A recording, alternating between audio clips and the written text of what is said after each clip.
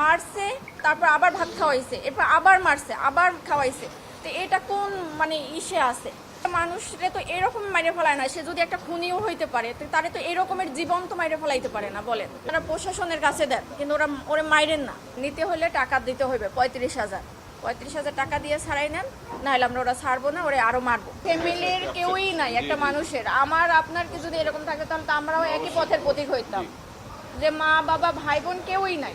মূলত 11টার দিকে আমার বাবাকে ফোন দেওয়া হয়েছে, রাত 11টার সময় ফোন দেওয়া হয়েছে, আপনি কি তোফাজ্জেলের মামা?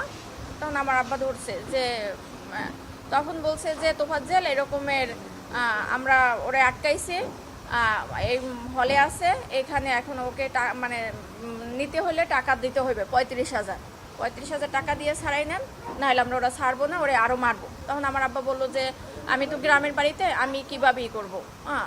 তখন আমার আব্বা আমাকে ফোন দিছে যে তুমি একটু কথা বলো, তোফাজ্জেল নাকি এরকমের মানে উনি ওর হলে এরকমের ওর কথাবার্তা অসঙ্গতি পাইছে, এই জন্য ওরে ধরে ওরে মারতেছে। তখন আমি ওই লোককে ফোন দিছি যে ভাই এরকম আমি তোফাজ্জেলের মামাতো বোন, ওরে কেন মারতেছে? তাও বলতেছে যে ও আমাদের হলে ঢুকছে বা করছে। তা আমি বলছি যে ভাই দেখেন ও পাগল মানুষ, ও যদি কোনো একটা অন্যায় করে তাহলে আপনারা প্রশাসনের কাছে দেন, কিন্তু ওরা মাইরেন না। তখন বলে কি আপনি যে পাগল, কিন্তু ও তো ওর আচরণের কথাবার্তা, একটা পাগলের মামার নাম্বার কেন মুখস্থ থাকবে? একটা পাগলের সে চাচাতো ভাইয়ের নাম্বার পর্যন্ত মুখস্থ থাকে, তাহলে সে কিভাবে পাগল হয়? আমি বলছি যে দেখেন ও অনেক মেধাবী ছিল, ওর মা বাবা ভাই বোন সবাই কেউই নাই বলতে গেলে। ও এই কারণে ওর ভাই গত বছর 15 রোজা হলো লিভার ক্যান্সারে মারা গেছে। তো ওই ভাইয়া ও আগেই মাথায় সমস্যা ছিল, ভাইয়া অনেক ডক্টর দেখাইছে, মানে আমার ফুপু মারা যাওয়ার পর থেকে ওর এই সমস্যাটা হয়েছে। কিন্তু কারো কোনো ওই যে ধরেন আপনি খাবার খাচ্ছেন, আপনার থেকে টান দিয়ে নিয়ে খাইলো, মানে ওর ক্ষুধার জ্বালার কারো থেকে টাকা নিল চাইয়া, যে এইরকমের। ওর বাবা মারা গেছে রোড অ্যাক্সিডেন্টে 8 বছর আগে, 5 বছর আগে ওর মা মারা গেছে লিভার ক্যান্সারে। তারপর ছিল ওরা 2 ভাই। ওর ভাই হলো নাজিরপুরের থানার এসআই নাসির হোসেন। তখন উনি গত বছর মানে পহেলা রোজায় ধরা পড়ছে ক্যান্সার, উনি 15 রোজায় মারা গেছে। তো ওর ভাই মারা যাওয়ার পরে হইলো ও একদম রাস্তার উম্মত পাগল হয়ে গেছিল। তারপর আমরা অনেকবার ট্রাই করছি ওরে পাবনায় নেওয়া ডক্টর দেখানোর জন্য বা করার জন্য, কিন্তু ওরে মানে ইয়ং তো, ওরে ধৈর্যও বাইদাও রাখার মতো ওরকমই না। একবার সিকল ভাইকেও ছুটে গেছে, যেদিনকে আমরা সকালে পাবনায় নিয়ে যাব।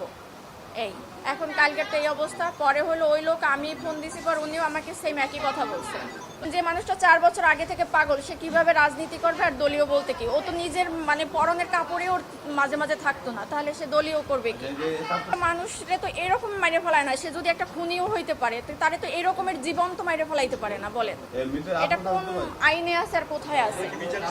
অবশ্যই চাই একদম মানে সঠিক, যে মারছে তার একদম মানে সেই সর্বোচ্চ মানে আইনের সর্বোচ্চ ব্যবস্থা নিতে হবে, কারণ ওর গার্জিয়ান নাই, সেই জন্য একটা মানুষ অসহায় মানুষরা তো এরকম মারতে পারে না, একটা কুকুরেও তো মারতে পারে না, এরকম মারতে মারিয়ে ফেলাইতে পারে না। মারছে, তারপর আবার ভাত খাওয়াইছে, এরপর আবার মারছে, আবার খাওয়াইছে। তো এটা কোন মানে ইসে আছে? সে যদি কোনো একটা অন্যায় করতে পারে বা ওরা কথার অসঙ্গতি দেখায় তো তারা সন্দেহ করছে, তাহলে তাকে থানায় দিয়ে দিত। তারে 3-4 ঘন্টা মাইরা তারপর আবার থানায় মানে একটা হসপিটালে ভর্তি করায় নাই, তাকে হসপিটালের বাইরে রাইখা গেছে মৃত অবস্থায়। এটা কোন বিবেকে করছে বা এটা কোনো তো হইতে পারে না।